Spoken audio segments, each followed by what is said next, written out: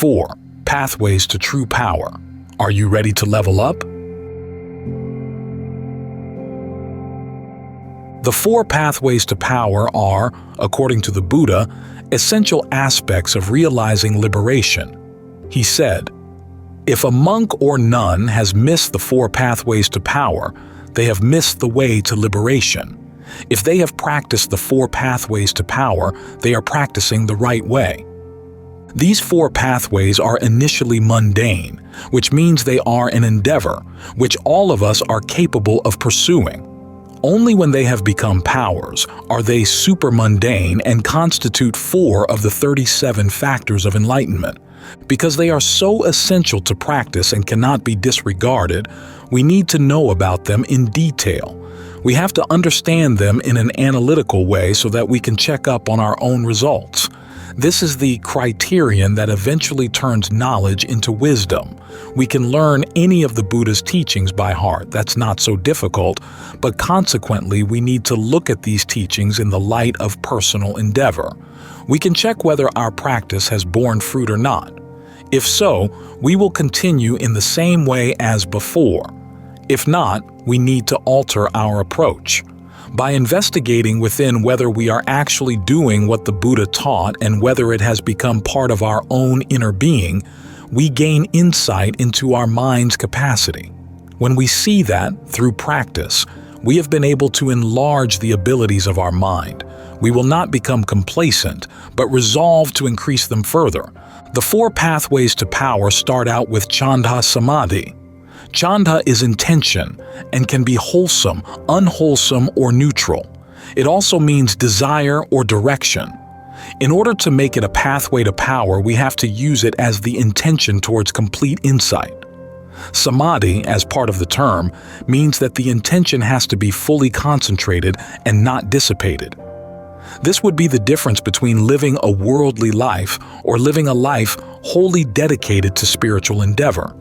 In a worldly life, we are forced to dissipate our intentions into different directions. It is the nature of life in the world.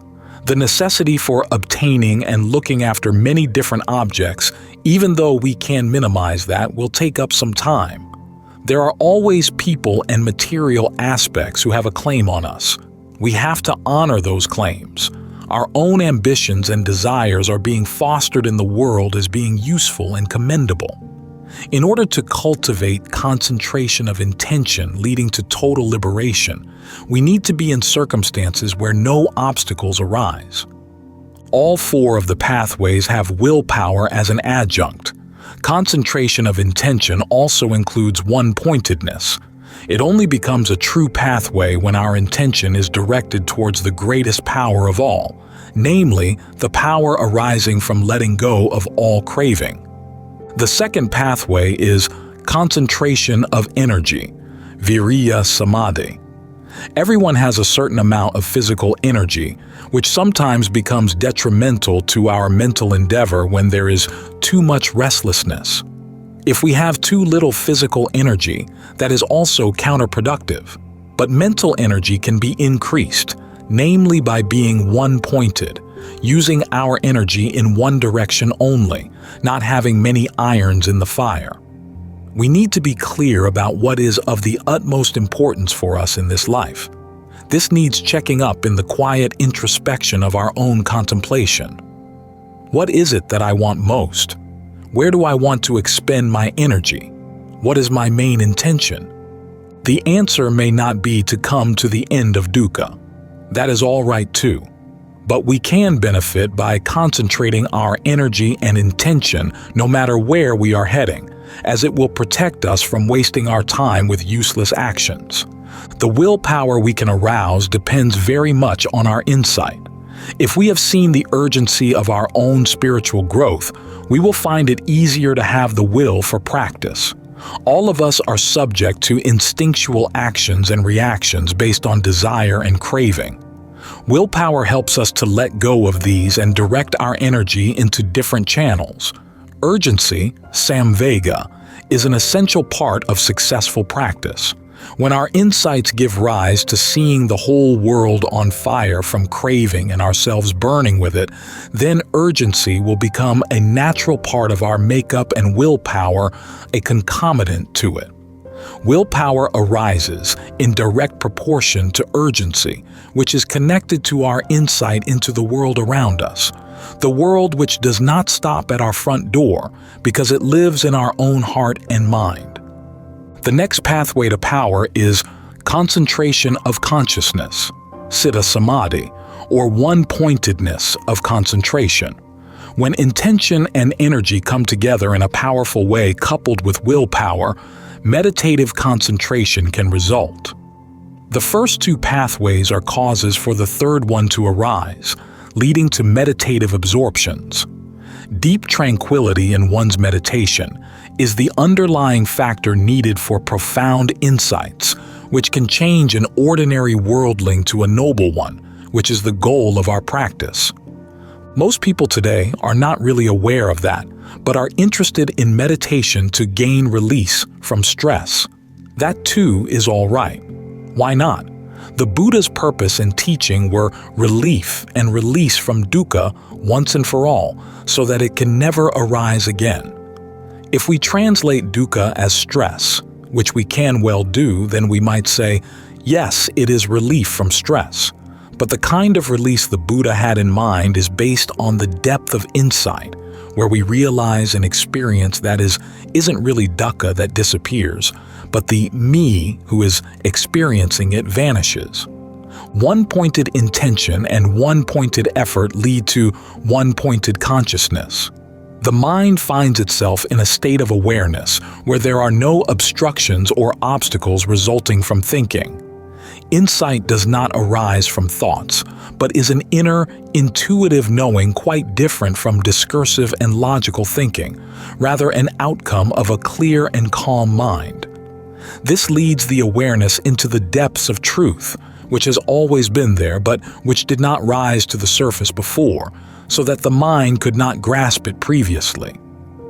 What the Buddha experienced under the Bodhi tree, when he was able to formulate the Four Noble Truths and the Noble Eightfold Path, was not a result of discursive thinking nor of logical or learned understanding. It was a deep inner experience which arose from a totally calm mind without obstructions. It is our saving grace that a mind can do only one thing at a time.